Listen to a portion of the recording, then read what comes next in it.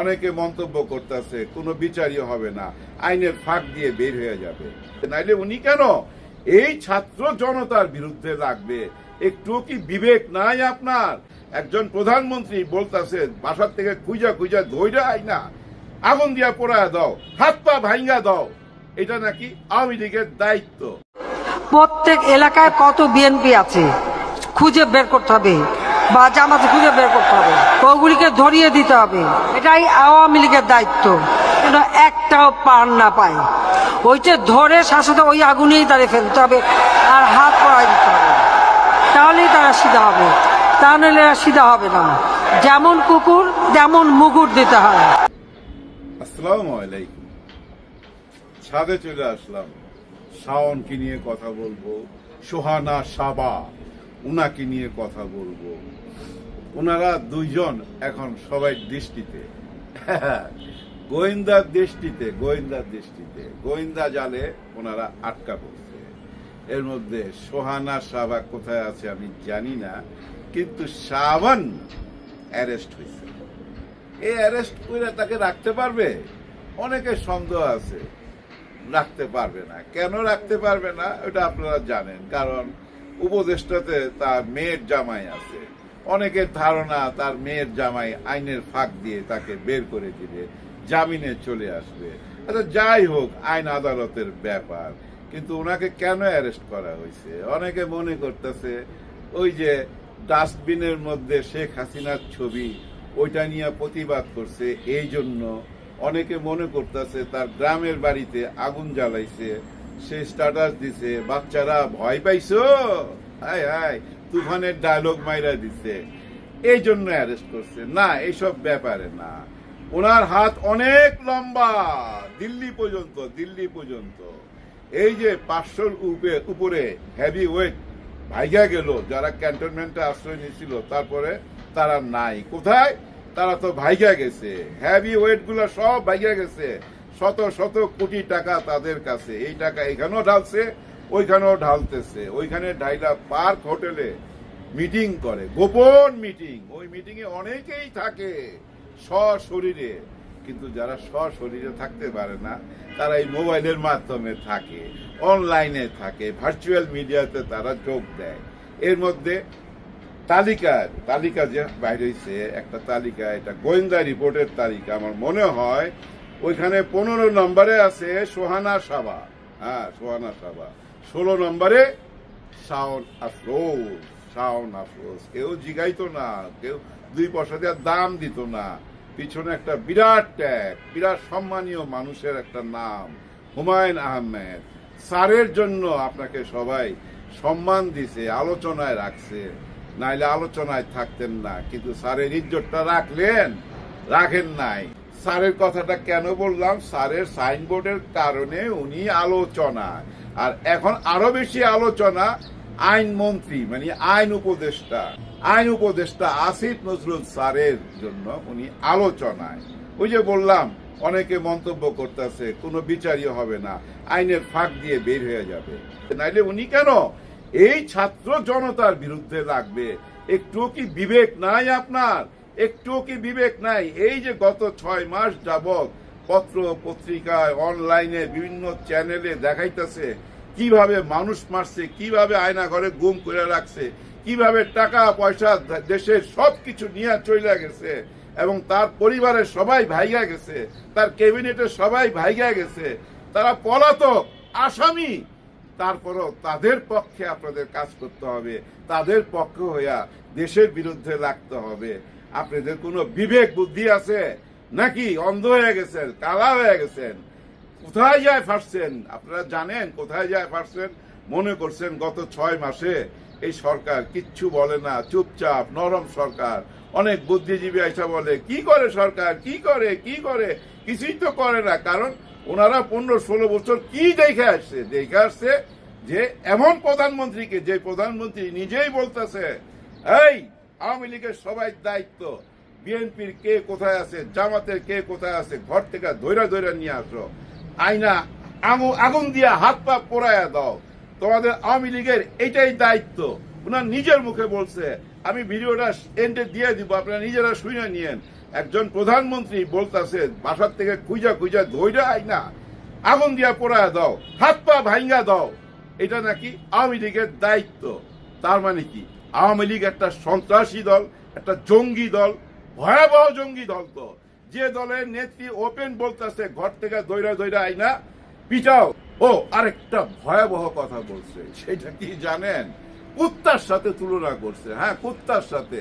এই বিএনপি জামাত যারা আছে সবাইকে কুত্তার সাথে তুলনা করছে। বলছে যেমন কুকুর তেমন মুকুট দিতে হবে, দইরা আইনা আইনা মুকুট দাও। দেখেন, একজন প্রধানমন্ত্রী দলের নেত্রী ভারতে বৈশা দেখেন কত বড় ষড়যন্ত্র করতেছে। আর দেশের ভিতরে থাইকা এই সোহানা সাবা, এই শাওন, আরেকজন আছে ভাইয়া গেছে কানাডা, ভাইয়া গেছে অরুণা বিশ্বাস, এইটাও আছে। এরা কিন্তু জানেন ওই যে আলো আসবে গ্রুপের সদস্য, এরা মিলা এখন ষড়যন্ত্র করতেছে কিভাবে এই সরকারকে ফেলে দেওয়া যায়, কিভাবে এই ছাত্র জনতাকে বিপদে ফেলানো যায়, এবং আরো অনেক কিছু বাইরে হবে এদের বিরুদ্ধে। কেন জানেন? ওই যে একটু আগে বললাম এই সরকার অনেকটা নরম টাইপের, সবাই মনে করতেছে ভদ্রতাকে দুর্বলতা মনে করে। আমরা তো অনেক চোদু জনতা, তো আমরা চোদু, তো আমরা দেখাইছি 15 বছর কিভাবে শাসন করে। সাধারণ একটা স্ট্যাটাস দিলে 12 বছরের ছেলেকে জেলে নিয়ে ঢুকায়া যায়। সরকারের বিরুদ্ধে সাধারণ একটা স্ট্যাটাস দিলে জেলে নিয়ে ঢুকাই দিছে। আর এখন দেখেন বর্তমান সরকারের বিরুদ্ধে ডেইলি 6 বেলা সকাল দুপুর বিকাল রাত মাঝরাত সমালোচনা করতেই হবে।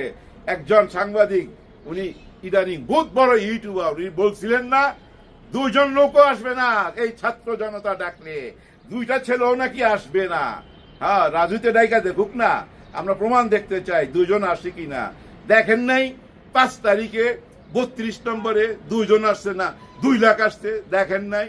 এখনো শিক্ষা হয়নি, এখনো বুঝেন নাই দেশ কোন দিকে যাইতেছে। 6 মাস দেখছে ভাই, 6 মাস। এই 6 মাস কিন্তু সরকার চুপচাপ দেখা গেছে। আর ওই যে গোয়েন্দা জাল বিছাইছে, নেট বিছাইছে, কে কার কি ভূমিকা সব দেখছে। 5ই আগস্টে ছাত্র জনতা কেন এই ঘটনাটা ঘটাইলো এইটার ব্যাখ্যা দিয়া শেষ কইরা দেই ভাই। দেখেন, গত 5-6 মাসে সবাই মিলা এমন একটা জায়গা নিয়ে গেছে এই ছাত্রদেরকে, যারা রক্ত দিয়া 5ই আগস্ট আইনা দিল, বাংলাদেশকে স্বাধীন কইরা দিল, মুক্ত কইরা দিল এক জালিমের কাছ থেকে। তাদেরকে যা ইচ্ছা তাই বলতেছিলাম। তারা চাঁদাবাজি করে, তাদের অফিস কিভাবে চালায়, তারা কিভাবে গাড়িতে চড়ে, এত দামি গাড়ি পায় কই, হেলিকপ্টারে কেন ঘুরে, সরকারে থাইকা কেন দল করবে, যেভাবে ইচ্ছা সেভাবেই সমালোচনা করছেন। কাউরে কি ধরছে? কাউরে কি অ্যারেস্ট করছে? কাউকে করে নাই। আর যারা মনে করছিলেন ছাত্রদের ঐক্য ভাঙ্গা গেছে, ডাকলে 2 জনও আসবে না, তাদের আর কোনো শক্তি নাই, তাদের পিছনে কেউ নাই, ভুল প্রমাণ কইরা দিল। তো ভুল প্রমাণ কইরা দিল 5ই আগস্টে। দেখেন, কেউ কি প্রতিবাদ করছে? বিএনপির মতো একটা বড় দল, এত বড় দল একবারও কি বলছে যে এটা অন্যায় হয়েছে? একবারও কি বলছে যে ছাত্ররা অন্যায় করছে, স্বৈরাচারী আচরণ করছে? বলছে কি? বলে নাই। জামাত কি বলছে? না, বলে নাই। অন্য অন্য যত দল আছে বাংলাদেশের, একটি দলকে আপনি সামনে এনে দেখান তো বলছে যে এরা অন্যায় করছে, জুলুম করছে? বলে নাই। বলে কারা? ওই যে কিছু দালাল বুদ্ধিজীবী আছে না, এই দালাল বুদ্ধিজীবী বুদ্ধি বিক্রি করে, গত 16-17 বছরও বেচা গেছে, এখনো বিক্রি করতেছে। এই বুদ্ধিজীবীরা বলে, অন্য কোন দল বলে নাই। সবাই চুপ। চুপ থাকা মানে কি? সম্মতির লক্ষণ। এবং সরকার ক্লিয়ার জানায় দিছে যে ওরা ভাঙতো না, ওদেরকে ভাঙতে বাধ্য করছে কে? শেখ হাসিনা। শেখ হাসিনা যদি এসব উল্টা পাল্টা বক্তব্য না দিত তাইলে ওরা ভাঙতো না। আর 6 মাসের মধ্যে যারা মনে করছেন সব শেষ হয়ে গেছে, তা না, আবার জায়গা উঠছে। আবার জাগবে কবে? আগাম বইলা দেই 5ই আগস্ট, 1 বছর যখন পূর্তি হবে আবার জায়গা উঠবে। তাদের যত চাহিদা এই 5 মাসের মধ্যে সব পূরণ করবে। দেখবেন সব পূরণ করবে। ওদের চাহিদা কি কি ছিল আমরা তো জানি। ওদের চাহিদাগুলো এবার পূরণ করার সময়। ওরা চাইছিল রাষ্ট্রপতিকে সরাইতে, চাইছিল না, পারে নাই।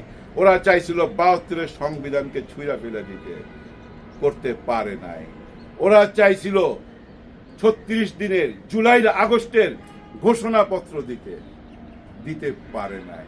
কিন্তু অন্য অন্য দলের যাদের আপনার অনেক দাবি, অনেক এজেন্ডা, তাদের 31 দফা, এই 31 দফার মধ্যে কি 5ই আগস্ট আছে?